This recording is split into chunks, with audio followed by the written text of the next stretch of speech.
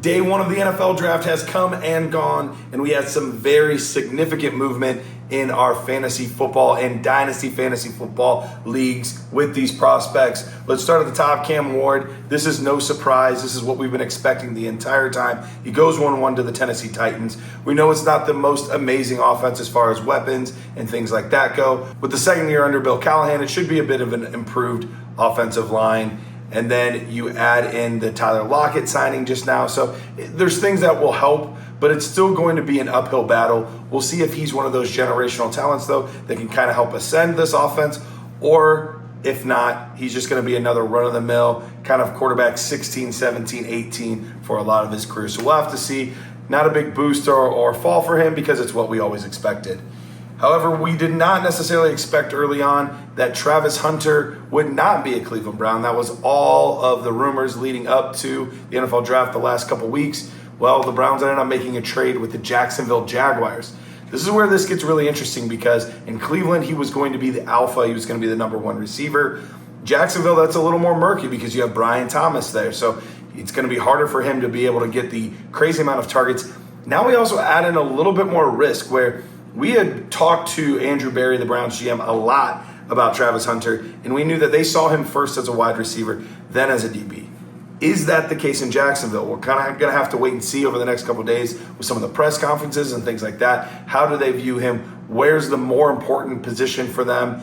How is this all going to work out? It is an offensive-minded head coach in Cohen, and you have Trevor Lawrence there who has a lot of upside. So we're going to have to kind of wait and see how this all plays out. I would say kind of neutral, but if anything, maybe a slight tick down from what we were expecting out of Travis Hunter before. Next offensive player, Ashton Jeanty, another one where it's kind of what we've been thinking was a very high likely possibility for a while now. Ashton Jeanty goes to the Las Vegas Raiders. Good landing spot in terms of it's a run-first team under Pete Carroll. Chip Kelly gets a lot out of his running backs. We just saw that while he was at Ohio State. And we know that he is going to be the focal point of that offense. So he's going to get a lot of touches. He's going to get a lot of carries. Yes, maybe he doesn't get the help of some better quarterback play or things like that you might get on some other teams. But Geno Smith is a very solid veteran quarterback that can get the job done. So I think this is wheels up for Ashton Jeanty. Locked in at 1-1, no doubt about it. He's the guy. We didn't have to go too long until our next offensive fantasy relevant player, and we had Tetairoa McMillan go to the Carolina Panthers at pick 8. This was arguably the highest we had been seeing him mocked and go for a long time. We knew he probably wasn't going to 4 to the New England Patriots. We knew it was probably going to be after that. So this was one of the higher spots that were available for him. This is kind of a up in the air situation for T-Mac. So in one sense, yes, he got early draft capital, which we love, and he's really the main and / only show in town, so he's going to get peppered with a lot of targets. However, it's a very unsteady offense at this point with a quarterback that we're not really sure that we can trust to produce fantasy assets for us. We saw glimpses of it at times with Adam Thielen last year, but it's a very up in the air situation for him. But I think with the draft capital, I'll still give him a slight tick up compared to what we were looking at maybe just a few weeks ago. Past few weeks, we've been hearing a lot about Tyler Warren, but it was actually Colston Loveland that went off the board first at tight end. He went number 10 overall to the Chicago Bears. Now, overall, this could be an amazing opportunity for him.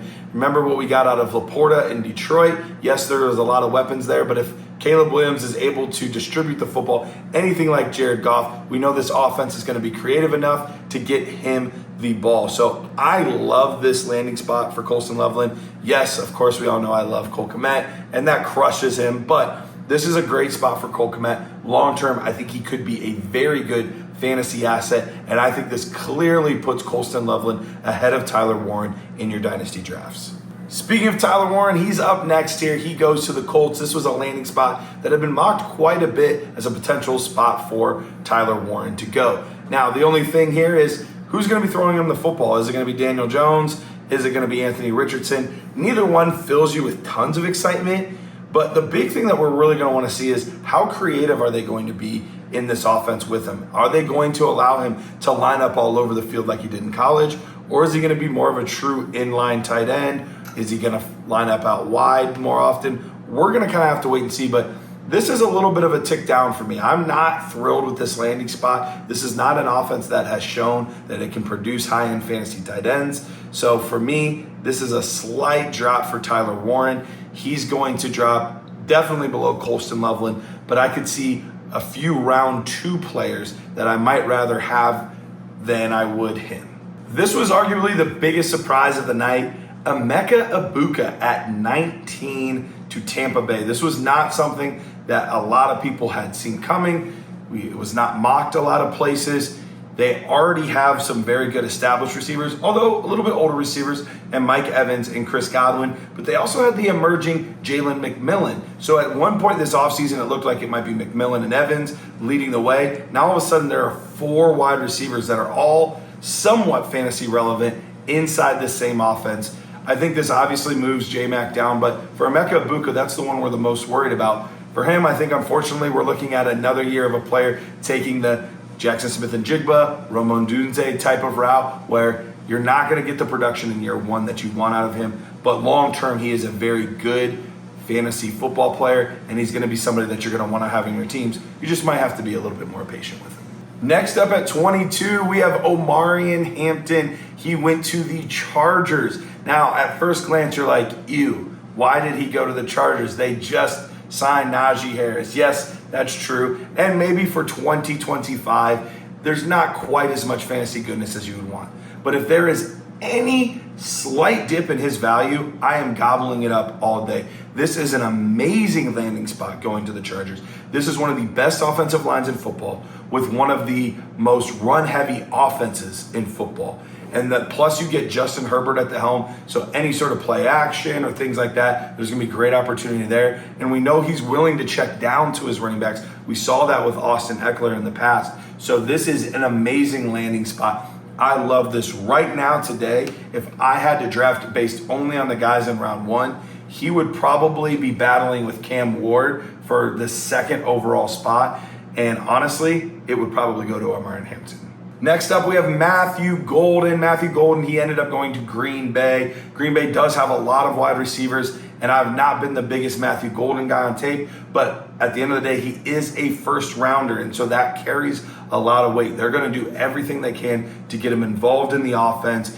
It's just a crowded place to play. Will we see Jordan Love finally kind of commit to one receiver as the true X? Do they think Matthew Golden has the real opportunity to be that type of player that can handle that big a volume, or do they see him as a big play threat to help open up things underneath?